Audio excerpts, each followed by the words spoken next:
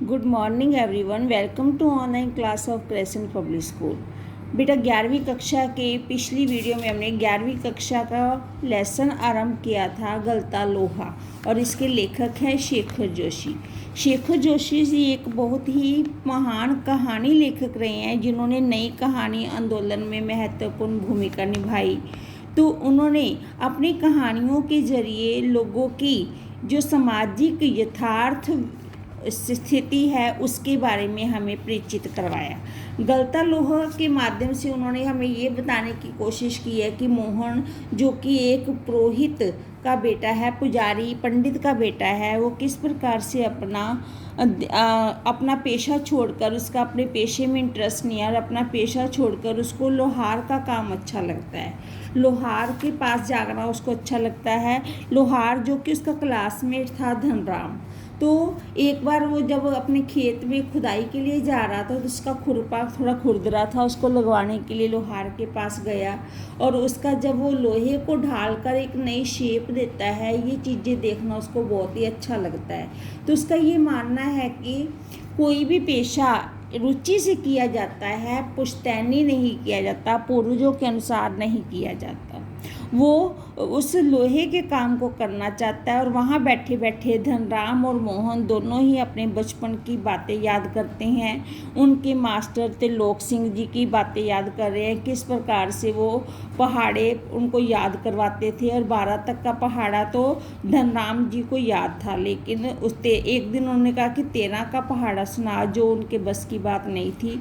और फिर उन्होंने कहा कि खुद जाकर एक स्टिक लाओ, संटी लाओ, जिससे उसकी पिंडलियों की मसाज की जाएगी।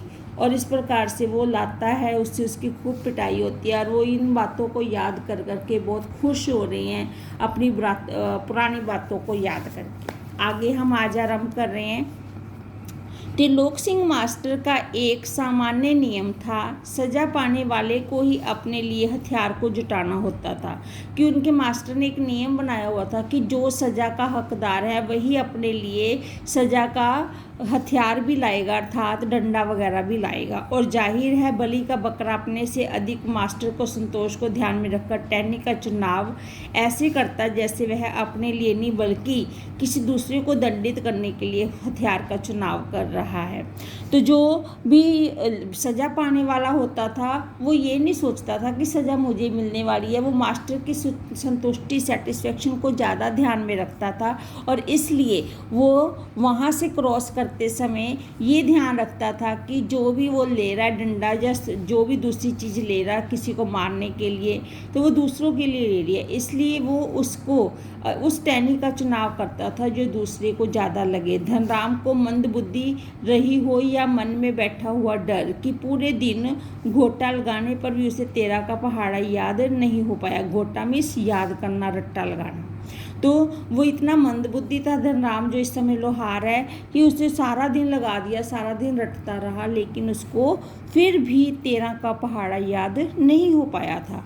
छुट्टी के समय जब मास्टर जी ने उसे दोबारा पहाड़ा सुनाने को कहा तो तीसरी सीढ़ी तक पहुँचते वह फिर लड़खड़ा गया था। इट मीन्स 3 तक पहुँचते पहुँचते वो फिर लड़खड़ा गया, उसको याद नहीं हुआ। लेकिन इस बार मास्टर त्रिलोक सिंह जी ने उसके लाए हुए बेत का उपयोग करने की बजाय जुबान की चाबुक लगा दी। और इस बार उन्होंने बेत जो डंडा मंगवाया था उसको चलाने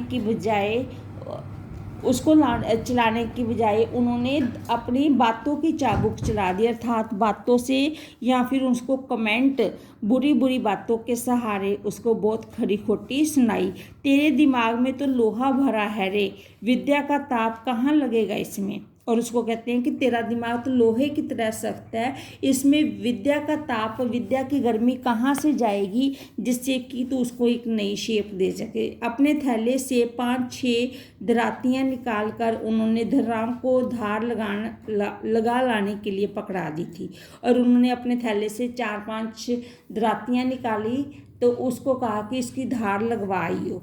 किताबों की विद्या का ताप लगाने की समर्थता धनराम के पिता की नहीं थी, तो पिता भी उस चीज़ से अनजान थे, उनको विद्या की पहचान नहीं थी, नहीं जानते थे पढ़ना लिखना। तो धनराम हाथ पैर चलाने लायक हुआ ही था कि बाप ने उसे झोंकने फूंकने या सान लगाने के कामों में उलझाना शुरू कर दिया। अर्थात वो जैसे थोड़ा सा बड़ा हुआ तो पिता ने उसको अपने साथ काम में लगा लिया, उसको भट्ठी जलाना आदि सिखा दिया और धीरे धीरे हथौड़े से लेकर धन चलाने को विद्या सिखाने लगा। और इस प्रकार वो धीरे धीरे हथौड़ों से लेकर धन चलाने की विद्या को सिखाने लगा कि कैसे धन कमाया जाता है। फर्क इतना था कि जहाँ मास्टर त्रिलोक सिंह उसे अपनी पसंद का बेंत चुनने की छूट दे देते थे, वहाँ गंगाराम इसका चुनाव स्वयं करते थे। तो दूसरे जो मास्टर गंगाराम वो उसका चुनाव खुद करते हैं, लेकिन मास्टर जी उसको अपनी छड़ी खुद चुनने के लिए कह देते थे, उसको छूट दे देते थे।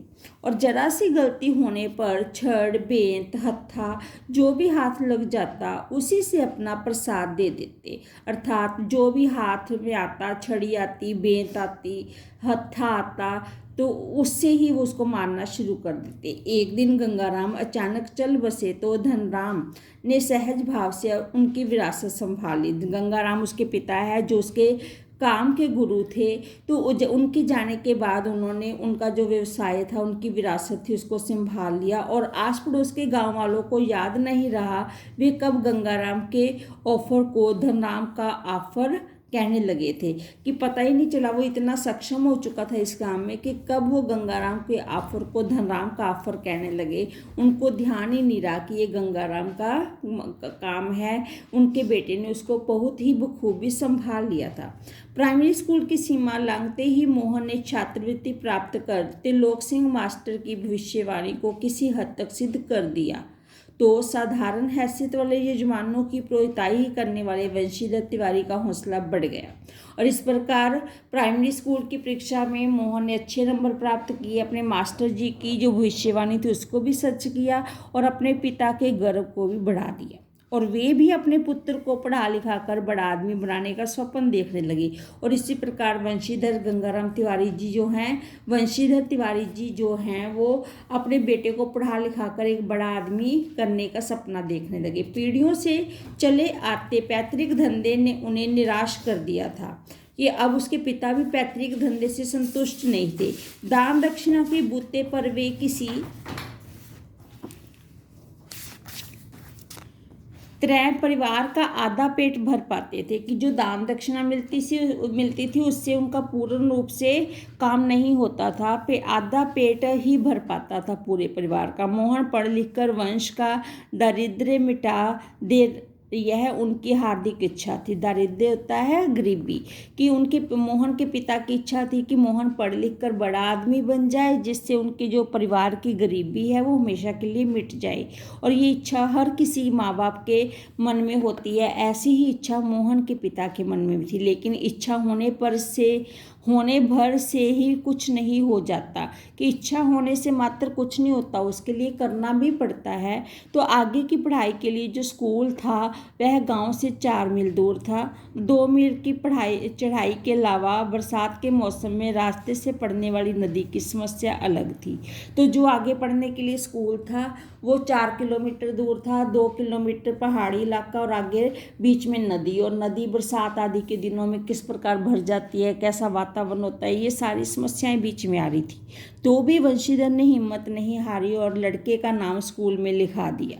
बालक लंबे समय रास्ता तय कर स्कूल जाता और छुट्टी के बाद थका मांदा घर लौटता तो पिता पुराणों की कथाओं से विद्या व्यसनी बालकों का उदाहरण देकर उसे उत्साहित करने की कोशिश करते रहते। इस प्रकार से उसका एडमिशन हो गया, वो स्कूल जाने लग गया। और जब स्कूल थका हारा आता वो पहले पैदल जाता पैदल आता, जब थका मांदा घर आता तो पिताजी उसको उत्साह बढ़ाने के लिए कई बालकों की कहानियाँ वेदों पुराणों से सुनाते ताकि उसका उत्साह बना रहे। वर्षा के दिनों में नदी को पार करने की कठिनाई को देखते हुए वंशीधर ने नदी पार के गांव में एक यजमान के घर पर मोहन का डेरा तय कर दिया। जब बारिश वगैरह हुई तो उन्होंने एक सज्जन पुरुष के घर में उसका वहीं पर रहन सहन का बंदोबस्त कर दी। घर के अन्य बच्चों की तरह मोहन खा पी कर स्कूल जाता और छुट्टियों में नदी उतार पर होने पर गांव लौट आता। इस प्रकार से मोहन जब नदी का उतार कम हो जाता तो छुट्टियों में घर लौटता। संयोग की बात, एक बार छुट्टी के पहले दिन वह नदी का पानी उतार पर ही था और मोहन कुछ घिसियारों के साथ नदी पार कर घर आ रहा था तो पहाड़ी के दूसरी ओर भारी वर्षा होने के कारण अचानक नदी का पानी बढ़ गया और पहले नदी की धारा में झाड़ झंझाड़ और पात पतेल आने शुरू हुए। इतनी पत्ते वगैरह आने तो अनुभवी घसियारों ने तेजी से पानी को काटकर आगे बढ़ने की कोशिश की, लेकिन किनारे तक पहुंचते पहुंचते मटमैले पानी का रैला उन तक आ ही पहुंचा। इट मीन्स मिट्टी से लदा हुआ पानी जो पीछे से आ रहा था वो उन तक पहुंच ही गया। उन्होंने बहुत कोशिश की कि इस पानी के आने से पहले नदी पार कर ले, लेकिन नहीं कर पाए। वे लोग किसी तरह सकुशल इस पार पहुंचने में सफल हो सके। इस घटना के बाद वंशीधर घबरा गए और अपने बच्चे के भविष्य को लेकर चिंतित रहने लगे। अब पिता और भी घबरा गया कि आज तो मेरा बेटा बच गया है, सकुशल घर पहुंच गया, लेकिन आगे के समय में ऐसा हुआ तो क्या होगा। इस प्रकार से वंशीधर जी फिर से उसके भविष्य को लेकर चिंतित रहने लगे। बिरादरी के एक अन्य संपन्न परिवार का युवक रमेश उन दिनों लखनऊ से छुट्टियों में गांव आया हुआ था। बातों बातों में वंशीधर जी ने मोहन की पढ़ाई के संबंध में उससे अपनी चिंता प्रकट की तो उसने न केवल अपनी सहानुभूति जतलाई बल्कि उन्हें सुझाव दिया कि वे मोहन को उसके साथ लखनऊ भेज दें। घर के यहाँ 4 प्राणी हैं और एक और बढ़ जाने से कोई अंतर नहीं पड़ता, बल्कि बड़े शहर में रहकर वह अच्छी तरह पढ़ लिख सकेगा।